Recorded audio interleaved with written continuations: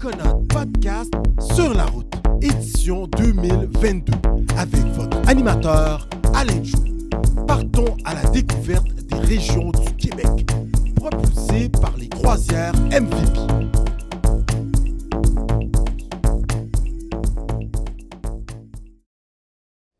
Mesdames, Messieurs, bonjour, Koué.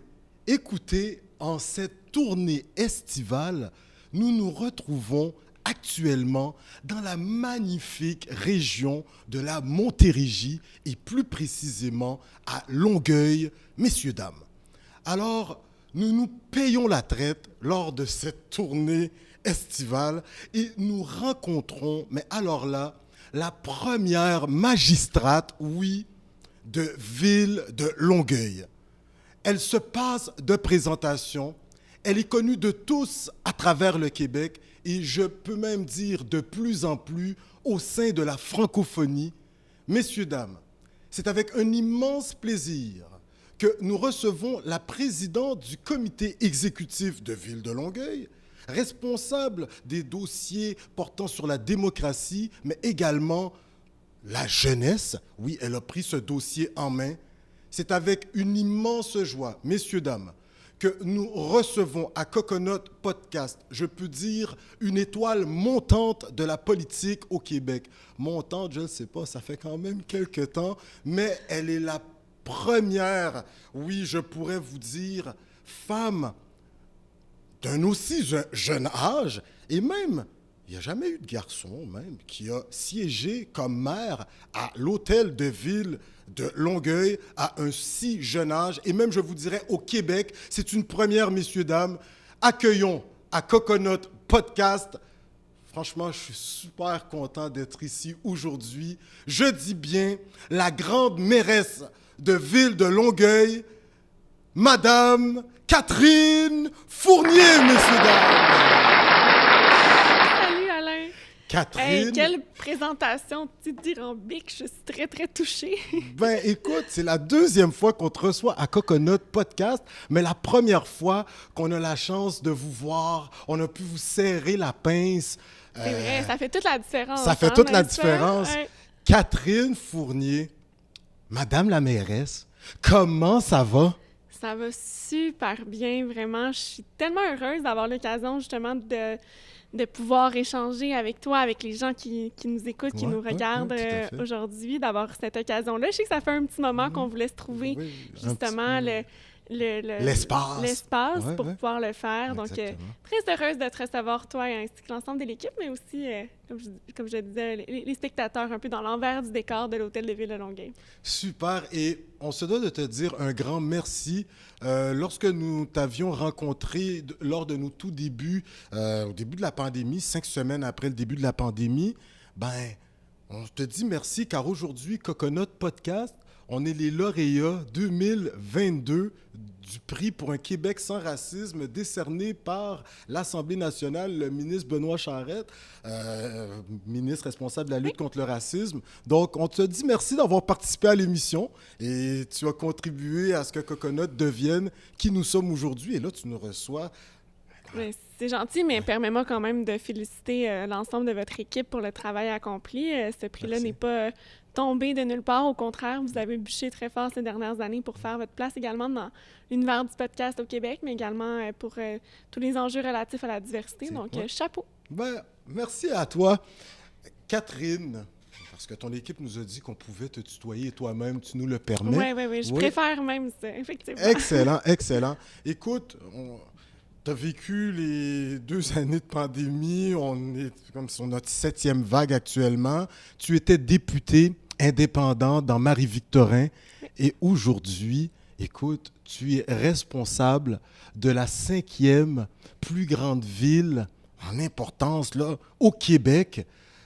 Comment ça s'est orchestré pour toi, le fait de devenir mairesse en pleine pandémie, en sortie de crise, parce que c'était plus ou moins évident en tant que député, mais là, on est responsable de menus détails. On aimerait savoir comment que ça ça s'est opéré pour toi sur le plan personnel et professionnel, très rapidement? C'est vrai que ça donne un peu le vertige, j'en dis comme ça. Mais non, ça s'est bien passé, honnêtement, quand même, la transition, parce que, justement, j'avais l'expérience de 5 ans en tant que députée de Marie-Victorin, qui est quand même un secteur de la ville de Longueuil. Une des 4 circonscriptions là, qui est vraiment dans la ville. Donc, je connaissais déjà très bien les dossiers, la façon dont la ville fonctionnait, tout ça, mais la politique municipale, c'est quand même très différent de la politique québécoise. Puis aussi, la grande différence, c'est que moi, j'étais une députée dans l'opposition. Tandis que là, bien, étant mairesse, je suis aussi mairesse au pouvoir, nécessairement. Donc, c'est super stimulant parce que tu sens que les décisions que tu prends sont justement celles qui sont appliquées. Tu peux voir la différence que tu fais, mais en même temps, ça vient avec plus de responsabilités. Et donc, effectivement, dans le contexte où il y a eu la COVID, moi, très rapidement, on a été élus au début du mois de novembre avec mon équipe, et un mois plus tard, on était dans un nouveau confinement. Là. On a dû quitter ici les bureaux de l'hôtel de ville pour aller en télétravail jusqu'au mois de mars. Donc, ça a été un début de mandat en télétravail, essayer de créer une chimie avec l'équipe, les élus, également les nouveaux membres de mon cabinet, que les gens apprennent à se connaître, qu'on soit plus efficace, qu'on lance des nouveaux processus, mais là, tout était en virtuel, loin d'être évident. Même chose avec les équipes des fonctionnaires. C'était vraiment difficile d'apprendre à comment on travaillait ensemble. En tout cas, les processus, je pense qu'ils ont été plus longs. Je pense que tout est plus long, peut-être un peu plus en télétravail versus, tu sais, quand tu es en personne, il n'y a rien qui peut remplacer une petite conversation informelle ou aller confirmer un petit quelque chose comme ça bien rapidement dans un détour de corridor. Exact. Donc, nous, on est revenus au bureau ici en présence au mois de mars, dès que ça a été possible de le faire. Mais pour ce qui est des équipes administratives, les fonctionnaires, tout ça, c'est même pas encore tout le monde qui est revenu. Maintenant, il y a l'organisation flexible du travail. Il y a beaucoup de gens qui demeurent à temps complet là, en télétravail. Donc, c'est des défis différents pour les organisations. Différents. Mais on sait que ton expérience en politique provinciale t'a grandement servi, car on le redit encore, tu prônais beaucoup la collégialité, le travail où on travaille ensemble avec les différentes parties pour arriver au but souhaité. Je pense que tu t'es sûrement inspiré de cette façon de faire parce que ton équipe de Coalition Longueuil, n'est-ce pas? Il y a 2 d'entre ces personnes qui avaient déjà siégé, mais par la suite, toute l'équipe est fraîchement nouvelle, donc avec beaucoup d'avenants, là, ils veulent vraiment apporter... Très dynamique, exactement, du leur dans la ville de Longueuil. La contribution de M. Sylvain, de M. Jonathan, Tabarra, c'est bien ça? Exact, oui, exactement. J'aimerais que tu nous dises comment ces 2 piliers de la politique municipale t'ont aidé afin de pouvoir aider tous les nouveaux conseillers de ton équipe. Là, on aimerait t'entendre là-dessus. Tu as raison, Alain, parce que non seulement moi, je suis nouvelle en politique municipale, même si j'ai beaucoup d'expérience politique, derrière la cravate déjà, mais tous mes autres collègues, ou presque, comme tu le dis, étaient nouveaux, même première expérience politique, premier mandat. Donc, c'est beaucoup de travail. Puis ça, moi, je me mets quand même une certaine pression. Tu sais, je veux que les gens soient bien, je veux qu'ils puissent s'accomplir dans le cadre de leur mandat, qu'ils puissent vraiment être à l'aise dans leur fonction. Et une chance qu'on a eu Jonathan Tabarra et Sylvain Joly, encore, nous les avons et ils sont toujours des ressources très, très précieuses parce que, justement, ils amènent avec leur expérience certains sons de cloche différents, ils sont plus au courant de comment la machine administrative fonctionne, ils ont des expériences avec lesquelles on peut comparer. Des fois, nous, on se met beaucoup de pression parce que, comme tu dis, on est très dynamique. On veut que les choses aillent vite.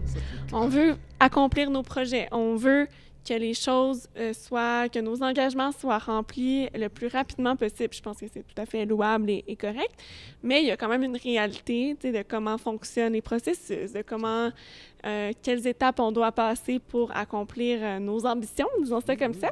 Donc, d'avoir Jonathan et Sylvain dans l'équipe, mais ça nous permet d'être peut-être plus réalistes par rapport à nos attentes ou de pouvoir comparer en se disant, bien, Jonathan peut arriver en disant, hey, les amis, réaliser que ça va pas mal plus vite. Vice-président du comité exécutif, lui responsable des dossiers de finances. Exact, là, un peu. finances, Ouais, infrastructures, tout un background, grands il projets. était dans le domaine des banques là, Ouais, à l'époque. Là. Il se décrirait comme un banquier, je pense. Banquier, c'est bon. Puis Monsieur Trudel, Joly, je veux Monsieur dire. Joly, lui, il est au transport. Là. Oui, mais en fait, il est c'est ça. directeur juridique des affaires à la STM. OK.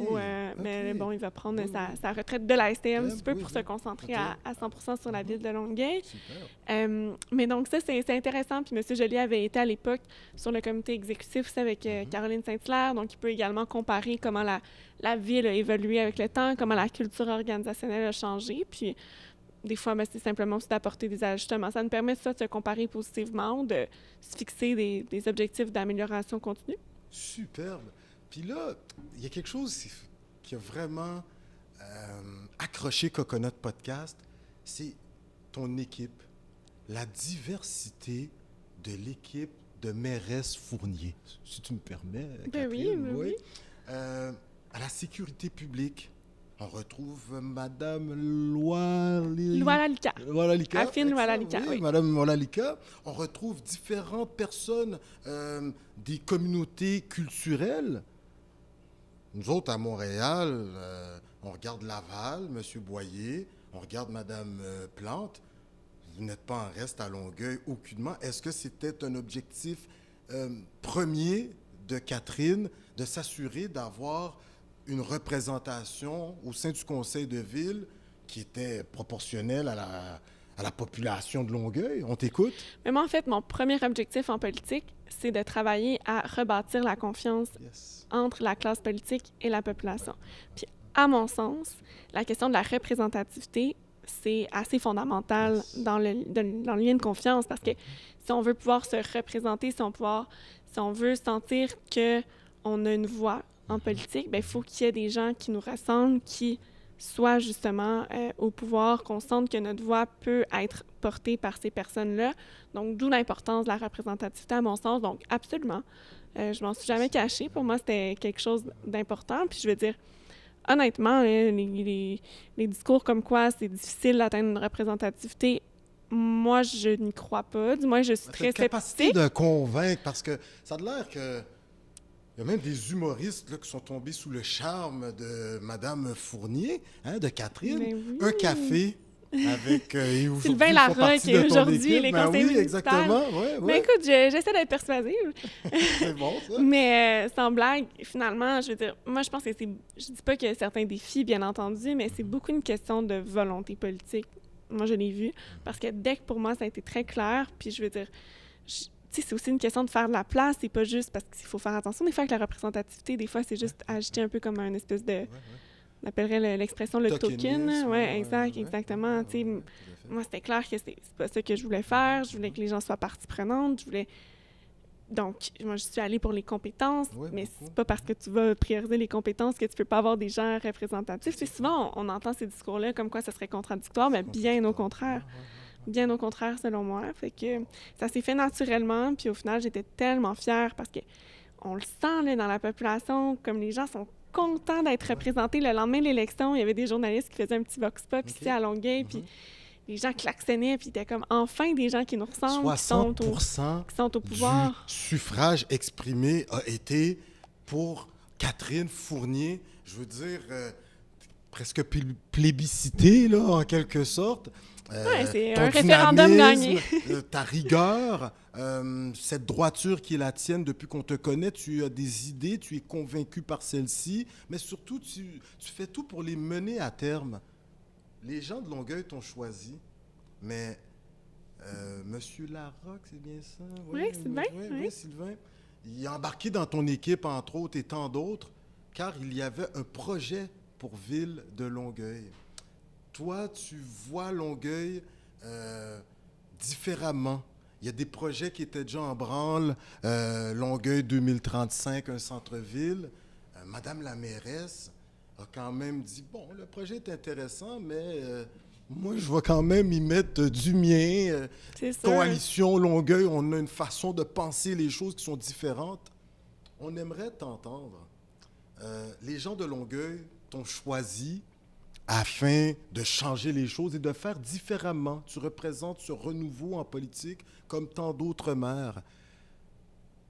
Quels sont les grands dossiers sur lesquels l'administration Fournier, n'est-ce pas, compte se pencher pour les 4 années à venir, là? On t'écoute, Mais justement, Catherine. je pense que les gens nous ont fait confiance parce qu'il y avait envie d'un changement positif au sein de la ville, qu'on parle de Longueuil pour les bonnes raisons, pour notre solidarité, pour notre capacité à innover. Puis c'est vraiment ce sur quoi on souhaite mettre de l'avant dans les prochaines années. Puis en fait, le changement, je pense que les gens le sentent déjà, puis il est bien entamé, mais qu'on parle des enjeux de participation citoyenne. Hein, je le disais, la confiance, la transparence, pour moi, c'est fondamental. On est en train de mettre en place des mesures ici pour être beaucoup plus L'OPPL. accessible à l'hôtel de ville, impliquer davantage les citoyennes et les citoyens dans la prise de décision. L'OPPL, l'Office de participation publique de Longueuil, qui mène d'ailleurs déjà son premier mandat sur les questions liées au développement de l'aéroport Oui, de Saint-Hubert, juste ici à côté de l'hôtel de ville. Donc ça, c'est quand même les citoyens majeur. t'ont grandement félicité, du moins votre administration, de leur permettre de pouvoir s'exprimer sur la chose. Ils disent même que ça devrait être une façon qui devrait être répétée. Oui. Est-ce que tu l'entends? Ben, c'est la ça? moindre, Ouais. effectivement, pour moi, c'est la moindre des choses. Là. Il y a des enjeux comme ça qui sont sensibles, qui sont délicats, où il faut impliquer la population, et non seulement la population, mais les experts aussi. Je veux dire, il y a des académiques, il y a des spécialistes sur notre territoire qui demandent juste à être mis à contribution. On a d'ailleurs créé des comités citoyens consultatifs, que ce soit en environnement. Donc, des gens, des Longueuilloises, des Longueuillois, qui ont une expertise en environnement, puis qui, bénévolement, vont conseiller la ville. Et pour nous, c'est tellement riche de pouvoir... Non seulement ça permet de mettre en action un savoir citoyen, mais ça permet aussi pour la ville d'avoir, je veux dire, une ressource, un bassin de conseils, d'idées tellement intéressantes. Puis on a d'autres idées dans ce sens-là qui s'en viennent puis qui vont être concrétisées à court terme. Mais sinon, 2 autres grands enjeux pour moi, c'est certain, lutte au changement climatique. On peut pas passer à côté. Hein, c'est la question de l'avenir et également la question de l'habitation, qui sont vraiment les 2 plus grandes préoccupations des gens à Longueuil. Climatique, qui va nous amener au logement un peu plus loin. Une des propositions que vous-même, maire de grandes agglomérations, vous faites, on a vu de grandes sorties récemment, vous parlez de densification urbaine davantage comparativement à l'étalement urbain. Oui.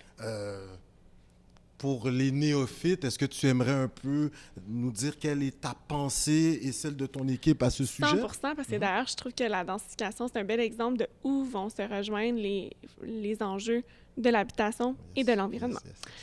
Parce qu'en ce moment, on a 2 choix. On manque d'unités de logement, là, que ce soit de tous les types, que ce soit du locatif ou...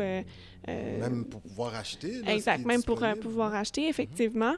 Donc, soit on prend les boisés qui existent, puis on décide de raser nos forêts, puis de construire des nouvelles habitations, soit qu'on regarde du côté de ce qui est déjà bâti, les quartiers existants, et qu'on trouve comment mettre plus de gens sur une superficie de données. Et là, on ne parle pas juste de construire des tours à condos. Souvent, c'est ce qu'on a en tête, là, les fameuses tours à condos un peu inaccessibles. Non, on parle aussi de pouvoir ajouter des logements, même dans des maisons qui existent déjà, donc subdiviser. Oui. Parce qu'il y a beaucoup de réglementations municipales qui ne permettent pas la subdivision de logements. Par exemple, pour faire du bigénérationnel, ou bien construire une unité accessoire dans une cour. Nous, ici à Longueuil, il y a plusieurs secteurs anciens qui sont des grands terrains. Évidemment, ça se peut pas n'importe où, mais il y a des endroits où on peut le faire. Permettez même actuellement que les roulottes... Ça, on dit, la mairesse Fournier, là, il y a quelque chose de nouveau parce qu'il y a des campeurs. Vous permettez, là, ou du moins vous le tolérez là, sur le territoire de Longueuil. Est-ce que c'est dans cette optique également de permettre à tous et chacun de pouvoir se loger, des fois temporairement ou de manière plus continue? Oui, ça, c'était beaucoup dans le contexte justement de cet été, le tourisme, les feux d'artifice et tout ça dans le coin de la marina puis sur le bord du fleuve. Mais ça, on a toute une vision aussi parce que... vous en parlez tout à l'heure, Alain. Moi aussi, je vais faire l'effort de te tutoyer. Donc, c'est certain qu'il y avait une vision de développer beaucoup d'habitations dans ce secteur-là. Puis évidemment, je pense que c'est intéressant parce qu'on manque de logements sur notre territoire. Ceci dit, on veut que le fleuve soit accessible à la population. C'est une priorité. Puis on peut penser également à toute une offre de diversification économique, de divertissement aussi qui pourrait être disponible dans le secteur du fleuve qui a bien besoin d'une revitalisation. On pense également à la création d'un écoparc. Donc, de faire vraiment, mieux protéger les berges de Saint-Laurent, puis de mieux les valoriser aussi pour que les citoyennes sentent un plus grand sentiment d'appartenance. Donc, ça aussi, c'est sûr que c'est dans nos grandes priorités. C'est important pour Mairesse Fournier. Elle s'inspire de ce qui a été fait ailleurs au Québec, le 20-20-20 de Mairesse Plante, Madame Valérie, qu'on a interviewé également à Coconut, parce que, bon, le logement ça commence à être cher, là. Il y a eu une augmentation les 5 dernières années de 78% de la valeur. Là. Aujourd'hui, pour acheter une maison à Longueuil, c'est à peu près 505 000 $. Oui. Donc, c'est énorme. Vous, en voulant ramener du logement abordable dans ces grands projets de construction immobilier, est-ce que vous sentez que le Conseil de ville, les citoyens veulent vous suivre là-dedans? Ah, tout à fait. Comme je le disais, la question de l'habitation, c'est une des plus grandes préoccupations des citoyennes et des citoyens. Puis, ça passe par plusieurs mesures, parce que c'est pas tout le monde qui nécessairement est admissible à du logement social, mais il y a bien des gens qui sont admissibles qui ne peuvent pas avoir une unité parce qu'il n'en a pas assez. Puis, je veux dire, en augmentant l'offre de logement social, bien, ça fait en sorte que les logements locatifs qui ne sont pas logement social, mais qui sont quand même peut-être plus abordables, bien, ils vont être libérés par des gens qui vont être dans le social. C'est tout un effet domino. Donc, il y a plus de gens en ce moment également qui sont locataires en raison de la surchauffe immobilière. Si les prix se calmaient aussi, on donnait une diversification de l'offre, même dans le marché privé de la propriété, parce que toutes sortes de nouveaux modèles qui sont en train d'être développés, notamment la capitalisation partagée, en tout cas le partage des mises de fonds. Les coops. Les coops, exactement. Donc, si ça, on offre davantage de modèles et qu'il y a plus de gens qui accèdent à la propriété, bien, ces gens-là libèrent du locatif aussi, puis donc diminue la pression à la hausse sur la demande dans ce secteur de marché-là. Donc, tout est lié. Tout est lié. Donc, si on construit plus de logements sociaux, ça va aussi aider la classe moyenne par la force des choses, par un déplacement de la demande. Le taux d'inoccupation dans Longueuil, 1,8 %. Ça veut dire qu'il n'y a plus de logement libre. Effectivement, non. Intéressant. Et là, vous avez certaines parcelles de terre fort intéressantes. Il y a eu des administrations précédentes, Mme Saint-Hilaire, entre autres, qui pensaient à développer la zone, c'est une autre époque, pré-COVID, là, je vous dirais, des tours de luxe. Mais vous, avec votre jugeote, votre sagesse, si on peut le dire ainsi, Catherine, vous dites qu'il ne faut pas faire l'erreur de certains quartiers qu'on peut voir dans d'autres centres urbains, Griffintown. Il faut penser à des écoles, il faut penser à des parcs, à échelle humaine, des services de proximité. Les gens qui commencent à lorgner la Longue-Rive, est-ce que de jeunes familles vont pouvoir s'y installer? Va-t-il y avoir des écoles? Est-ce que c'est quelque chose que vous commencez déjà à faire des représentations auprès des autorités provinciales en ce sens? On vous écoute? Oui, mais là, ce qu'on est en train de faire, puisqu'on est quand même encore à nos premiers mois de mandat, sûr, c'est la révision des projets en cours. Super. De voir quels sont les projets de développement, à quel stade en est-on, parce que c'est pas tous les projets qui sont au même stade, donc voir quelles sont les priorités aussi. Il y avait parfois des projets à la pièce qui devaient débloquer, que les promoteurs étaient en attente, tout ça. Donc, on a priorisé, disons, certains éléments, mais là, on veut vraiment revoir chacun des projets pour être certain d'avoir une vision d'ensemble. De ne pas aller vers les projets à la pièce, mais vraiment plus de savoir qu'est-ce qu'on veut pour tel secteur, la mixité, non seulement des usages, donc du commercial, pour les commerces de proximité, être sûr qu'on puisse avoir une bonne desserte en transport en commun, d'avoir les infrastructures nécessaires. Oui, les écoles, mais des fois, on ne pense pas aussi à tout ce qui est comme souterrain. L'eau. L'eau, c'est assez crucial et les infrastructures dans les villes plus vieilles, comme Longueuil, sont désuètes, on ne se le cachera pas. On ne peut pas supporter soutenir plutôt une pression qui est encore à la hausse pendant plusieurs années sans venir, par exemple, ajouter des ressources ou agrandir les usines de traitement de l'eau potable, mais également de traitement des eaux usées. Donc, là, on parle de canalisation. Parce qu'on parle des rejets dans le fleuve. Parce qu'on peut bien faire des nouvelles tours, mais si les gens, quand on ouvre le robinet, il n'y a pas d'eau, on ne sera pas très avancé. C'est la couronne nord. Oui, c'est ça. On les nommera pas, mais on ne voudrait pas voir Longueuil alimenté en eau en camion-citerne. Je pense que c'est notre responsabilité d'être sûr que le développement suit également la possibilité de nos infrastructures, là, la capacité plutôt de nos infrastructures. Donc, c'est tout ça qui doit être évalué dans les projets, autant de densification que de développement. Puis c'est ce qu'on est en train de faire. On a fait également une recension, puis on est en train de le compléter de tous les terrains qui appartiennent à la ville pour être en mesure après d'être plus proactif dans les partenariats qu'on va faire avec les groupes, les développeurs communautaires pour le logement social notamment. Déjà passer des étapes pour accélérer les projets, puis aussi avoir une vision stratégique du territoire, parce que comme je l'ai dit par le passé, puis je blâme pas personne, là, mais c'était beaucoup du cas par cas. Mais là, le territoire qui reste, je pense qu'il faut être ultra stratégique parce que... Vous voulez faire appel à la population pour un genre de plan d'aménagement ou quelque chose? Mais c'est sûr qu'on veut impliquer la population dans les prises de décision, tout ça, mais c'est clair que aussi, qu'est-ce qui nous reste en termes de milieux boisés et humides qui sont à valeur écologique intéressante, on veut les protéger à perpétuité. Donc, ça aussi, il faut qu'on en... perpétuité. Oui, ben avec des outils juridiques qui vont nous permettre de le faire pour que ça soit protégé des décisions politiques aussi des prochains conseils. Je veux dire, on sera pas toujours là, mais je pense que c'est important de maintenir ces décisions-là fixes dans l'avenir. Et donc, on est en train de faire ça pour donner aussi la prévisibilité aux promoteurs, de dire, OK, si on le protège, mais tel secteur, on va le développer. Venez et on va discuter ensemble de comment on peut développer ces secteurs-là, que ce soit bénéfique pour vous et bénéfique pour la population. Wow. Vous prenez votre temps, mais ce qui est incroyable, vous n'avez pas peur de prendre des décisions. On va commencer par une décision qui en a surpris, mais vous avez pris le temps de vulgariser la chose. C'est ce qu'on apprend avec l'administration Fournier. Vous prenez le temps d'expliquer. Puis je vous dis, ça retentit même à l'extérieur de Longueuil. C'est-à-dire, le message passe bien. On commence avec la fermeture de certaines piscines municipales.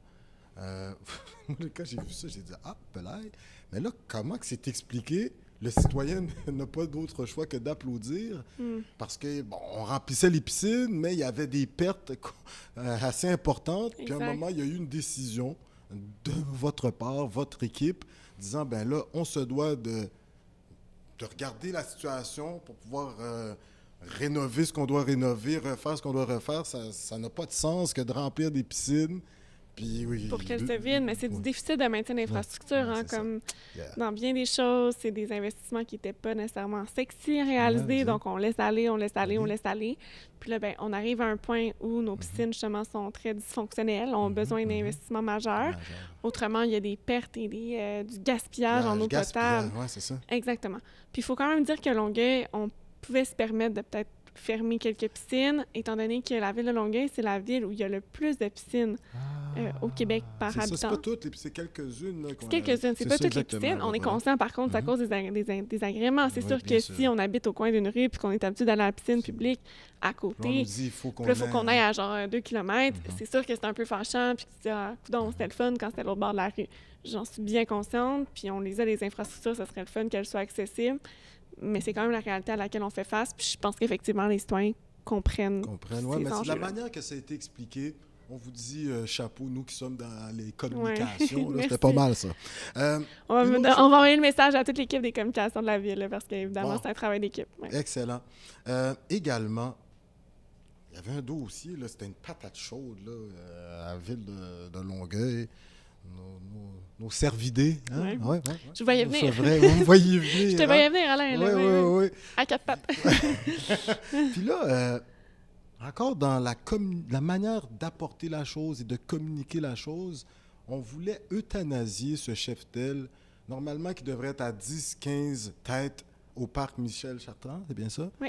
Puis là, il était à 38, c'était encore tolérable. Là, ça a augmenté de 200 et quelques pourcents. Là. Il y en a quoi, 105, une centaine? Ça, c'était l'année dernière, avant qu'ils aient leur bébé. Donc, oui, c'est ça. Je t'assure qu'aujourd'hui, ils sont sans doute proches 140, 150. Puis là, votre équipe, il fallait quand même résorber la situation. Vous aviez déjà dit qu'il fallait trouver une situation à ce problème. Et là,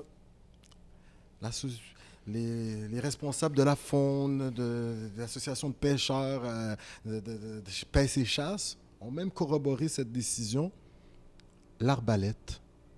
On va inviter certains chasseurs expérimentés à pouvoir À l'Arbalète, c'est un peu moins cruel, je pense bien. C'est plus accepté, hein, l'acceptabilité sociale y est.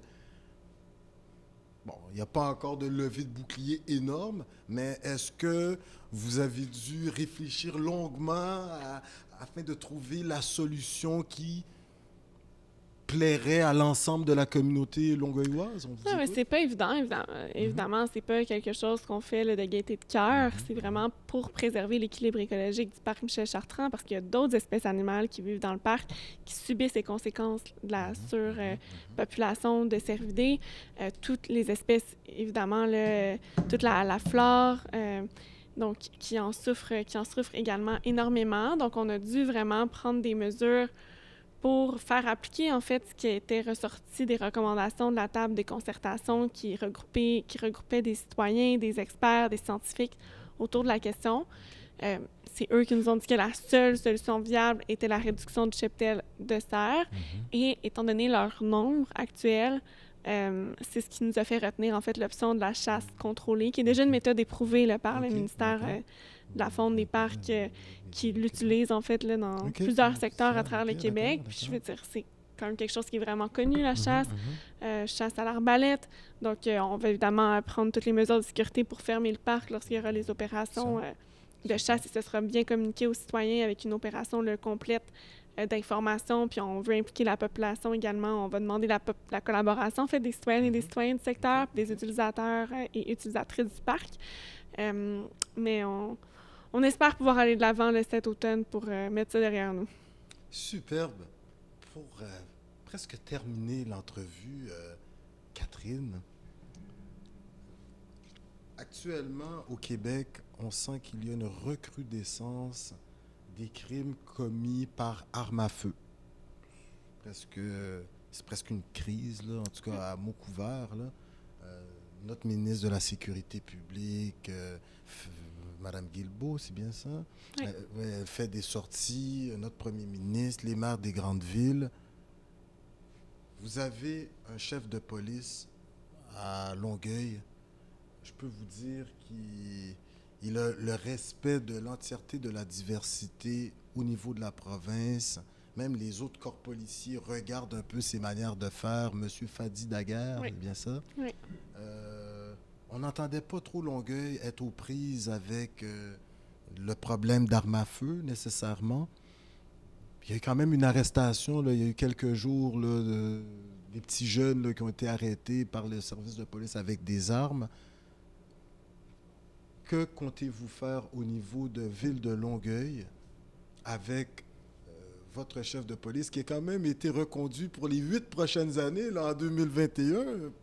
On en est très heureux. Oui, de par son travail. Que Oui. comptez-vous faire afin de vous assurer que Ville de Longueuil reste une ville sécuritaire pour l'ensemble des citoyennes et citoyens, Catherine? C'est sûr qu'on a quand même une certaine préoccupation là, avec ce qu'on voit juste à côté de chez nous, à Montréal, à Laval. Jusqu'à maintenant, Longueuil a été assez épargné. On touche du bois. Évidemment, il n'y a pas de frontière à tout ça. Là. Tout à fait. Pour l'instant, je pense qu'il y a quand même... On a une approche de prévention qui fait ses preuves. Encore là, il y a plusieurs facteurs là, qui sont à l'œuvre. C'est sûr que... Puis Fadi serait le premier à dire qu'il n'y a pas juste ça, mais peut-être que ça peut contribuer. Des équipes mixtes, là, vous avez là, sur le terrain. Tout à fait. Là, on a même des travailleurs sociaux qui sont dans certaines voitures de police. On a des policiers qu'on appelle les policiers réseau, qui est le premier, disons, type de policier du genre au Québec, à ne pas confondre avec les policiers communautaires, mais c'est vraiment des policiers qui sont impliqués dans la communauté, qui nouent des liens, qui sont attribués à certains secteurs, où les gens peuvent les appeler sur leur numéro de téléphone cellulaire. Donc, il y a vraiment un lien de proximité, de confiance qui se crée avec la communauté à ce moment-là. Donc, ça, c'est super intéressant. Puis c'est justement ce qui permet de prévenir certaines situations, de diminuer le nombre d'appels au 911 aussi, parce qu'on sait que la plupart des appels, c'est de nature sociale. Donc, en ayant ces policiers-là qui sont répondants, puis qui sont en lien avec les groupes communautaires, qui peuvent permettre de filtrer un peu, mais ça fait diminuer le nombre d'appels au 911. Ça fait en sorte que les patrouilleurs peuvent davantage se concentrer sur leur travail, qui est de, justement, veiller à ce qui est vraiment criminel, faire des opérations spéciales. Donc, je pense que ça y contribue. Mais Le au-delà de budget ça, également, là, au-delà quand de même, ça, là. on va... Ben oui, il y a un budget important. Ben oui. On a quand même des subventions également. On essaie des choses, hein. On est innovateur, justement, dans l'agglomération de Longueuil. Donc, je pense que jusqu'à maintenant, encore une fois, on touche du bois, ça va bien. Mais Pour chaque dollar de on reste taxe, vigilant. Puis ouais, d'ailleurs, c'est on ça. est en train de faire quand même... On a confié à la Commission de la sécurité publique de l'agglomération de Longueuil un mandat pour, disons, examiner cette situation-là de la prolifération des armes à feu sur le Ok, territoire. d'accord. Donc, Ouais. très proactif. Exact. On essaie d'agir en amont avant que le phénomène se rende de notre côté du fleuve. Puis, lorsque vous êtes rentré en fonction, peu de temps après, vous deviez regarder le budget. Un budget qui avoisine là, les 400-500 millions de dollars à Longueuil. Pour chaque dollar taxé aux contribuables, ça, c'est intéressant quand j'ai regardé là, Ouais. un peu la fourchette. Il y a 18 sous, je pense, pour les loisirs, hein? Mais il y a 16 sous par dollar, vous me corrigez, Catherine, qui va pour la sécurité publique, donc assurément au service de police. Ça, je trouve que c'est intéressant. Là. Vous ne lésinez pas en ce qui a trait aux moyens pour assurer la sécurité du territoire longueuillois. Ah, c'est sûr. La sécurité publique, c'est vraiment dans nos plus grands postes budgétaires. Puis c'est aussi des postes dans lesquels, honnêtement, on se verrait pas couper. Des fois, on a des discussions parce que Longueuil est la ville-centre de l'agglomération Longueuil. Hein, Oui, j'utilise ce bien mot-là sûr, parce bien qu'on est tous avec Brossard, Boucherville, Saint-Bruno et Saint-Lambert. Donc, on est 5 villes qui partageons les services incendie, les services de police. Puis, historiquement, ça a fait un petit peu de controverse parce que c'est sûr que c'est des coûts importants. Puis, pour les villes, tout ça, des fois, tu te demandes quel est ton retour sur investissement.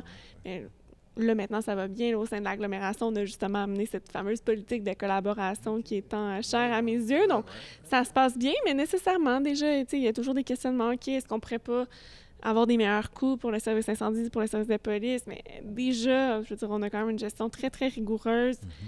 Puis c'est des choses dans lesquelles on peut pas vraiment couper. Où est-ce qu'on... C'est difficile, en tout cas. Mais on essaye, évidemment, d'être à la fine pointe de la technologie puis de, justement, avoir... Puisqu'on est innovant, on a aussi la chance d'être appuyé par les autres gouvernements qui croient dans nos projets. C'est sûr que ça donne un bon coup de pouce. Écoute, on est à Longueuil, la Montérégie. On est avec la première magistrate de la place, comme on dit par chez nous. Oui! Quelques attraits touristiques. On sait qu'il y a le festival de la poutine par chez vous, là, quand même. Ben oui, à ça. Place Longueuil, là, ça commence jeudi. Ouais, ça commence jeudi. On pense qu'on va revenir, M. Dorian. Vous pensez quoi? Notre caméraman. Quelques attraits touristiques. On sait qu'il y a une marina, Longue-Rive, là. Tu sais, Oui. il y a plein de trucs là, à faire à Exactement. Longueuil. On Mais vous oui, écoute. le parc Marie-Victorin. Ouais, Puis d'ailleurs, ouais, on a le port de plaisance Réal-Bouvier. On peut prendre une navette fluviale pour aller à l'île Sainte-Hélène et par la suite qui nous amène directement dans le Vieux-Port. C'est 5,50 $. Bon. C'est vraiment Petite une belle promenade petite sur le activité fleuve, ok, estivale. nice, Sinon, il y a le vieux Gunfield Park. C'est super beau à découvrir. Il y a des petits cafés, des c'est petites ça. boutiques intéressantes. Sinon, dans l'arrondissement de Saint-Hubert, on a le parc de la Cité qui est un immense parc urbain. Donc, il y a des jeux d'eau, il y a plein de choses pour les enfants. C'est vraiment intéressant d'aller faire un tour. Puis sinon, si on regarde plus dans l'agglomération, c'est certain qu'il y a la belle plage et la marina à Boucherville qui est intéressante également sur le bord de l'eau. À Saint-Bruno, on ne peut pas passer à côté du parc national. Parc national du Mont-Saint-Bruno, évidemment. Un beau lac où on peut aller en profiter. On peut monter, évidemment, la montagne. L'université McGill, là, c'est-tu à Mont-Saint-Bruno? Non, ça, c'est à Mont-Saint-Hilaire. Bon. Un peu plus loin à Montérégie, mais c'est intéressant quand même. Saint-Bruno, c'est la petite sœur jumelle, plus petite quand même que Mont-Saint-Hilaire, mais c'est nos belles collines montérégiennes. Puis à Saint-Lambert, un peu comme dans le Vieux-Longueuil, hein, il y a la très, très belle rue, la rue Victoria. À Longueuil, c'est la rue Saint-Charles. Vous avez de bonnes tablées, D'autres beaux petits cœurs villageois avec des bons restaurants qui sont bien agréables avec des espaces pour des spectacles. Donc non, c'est vraiment des beaux quartiers à visiter. Bon. Écoutez, madame la mairesse...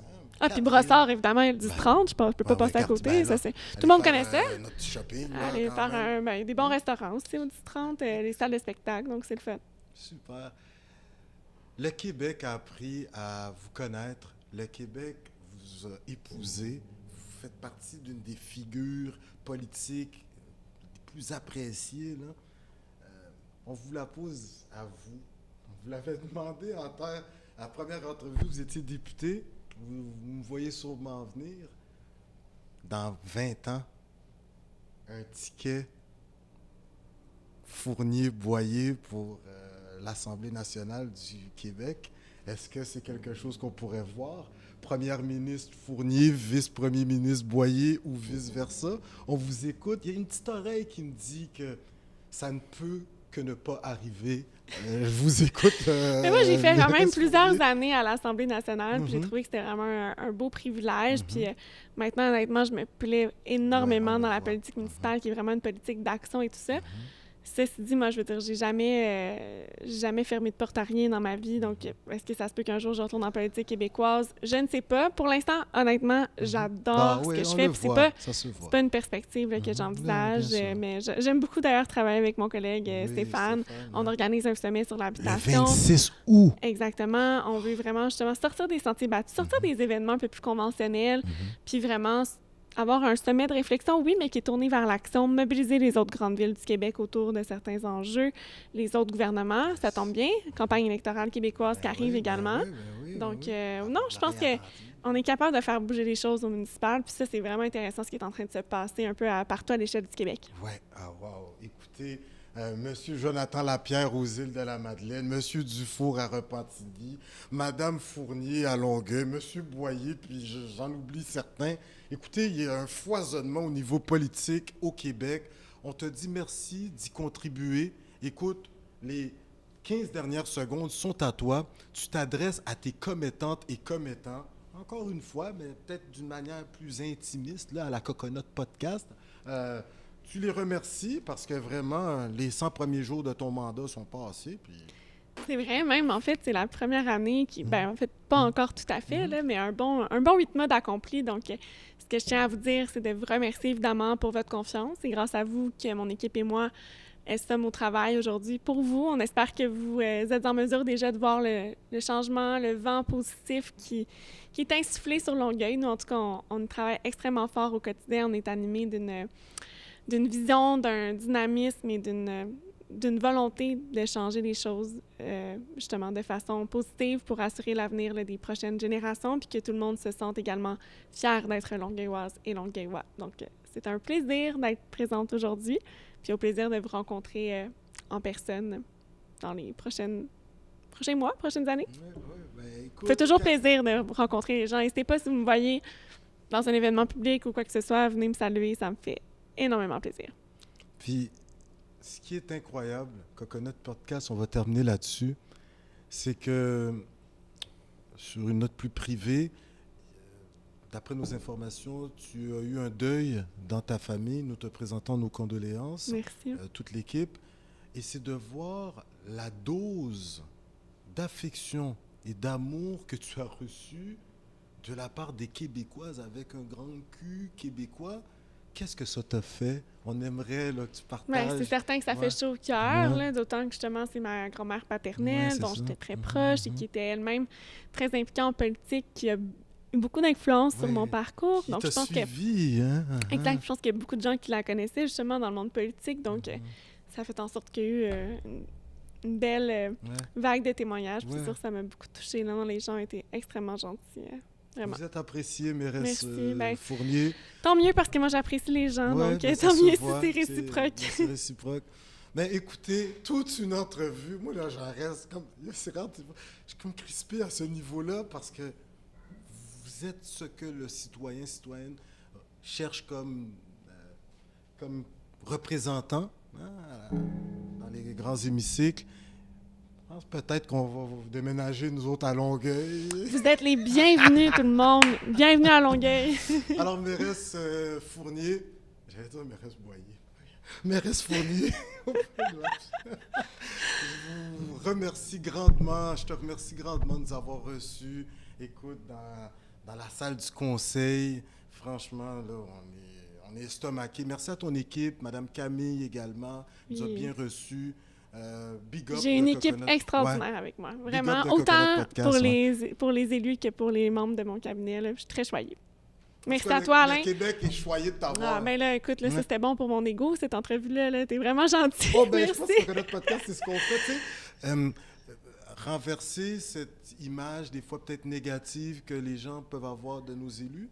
Mais c'est vrai, on cynisme. connaît les côtés Ouais. plus humains. Moi, j'ai eu la chance, à travers mon parcours, de connaître justement les côtés personnels de tellement d'élus politiques, puis je pense qu'on gagnerait à se connaître mieux. Pas juste une mairesse, là, il y avait une de tes amies qui se mariait, puis tu nous as partagé ça sur les réseaux sociaux, puis on voit notre mairesse super contente dans la vraie vie. Ben, je trouve ça important qu'on voit qu'il y a une vraie personne derrière la figure politique. Ouais. Ben, on te dit vraiment, c'est incroyable comme entrevue. Coconut Podcast, on s'est promené à travers le Québec. On a été à la rencontre de nos frères et sœurs des Premières Nations. Puis là, on rencontre un grand chef Sky Deer dans la région de Montérégie. Wow, génial. Oui. Okay. Donc, écoute, nous autres, nos frères et sœurs des Premières Nations dans la grande région métropolitaine de Montréal, ils nous disent Nyawen. Merci. Nyawen, merci. Merci à toi. Merci beaucoup. Alors, messieurs, dames, oui, nous étions, mais avec, alors là, cette politicienne qui représente le renouveau dans l'arène politique. Elle rend la chose accessible pour tous et chacun. Vraiment, je vous invite à la suivre sur les réseaux sociaux, entre autres Instagram, IG, comme les jeunes ils disent, là. Moi, je suis rendu un plus vieux. Mais alors là, messieurs, dames, ou Facebook, comme diraient mes amis de Paname. Alors, messieurs, dames, on est dans la Montérégie avec la mairesse de Longueuil, Monsieur Boyer. Vous l'avez dit qu'on allait l'interviewer également. Alors, sur ce, on vous invite à nous suivre sur le reste de notre visite de la Montérégie. Alors, sur ce, comme je l'ai dit à l'accoutumée, merci, au revoir, Nyawen. On se voit pour une prochaine entrevue sur les ondes de Coconut Podcast.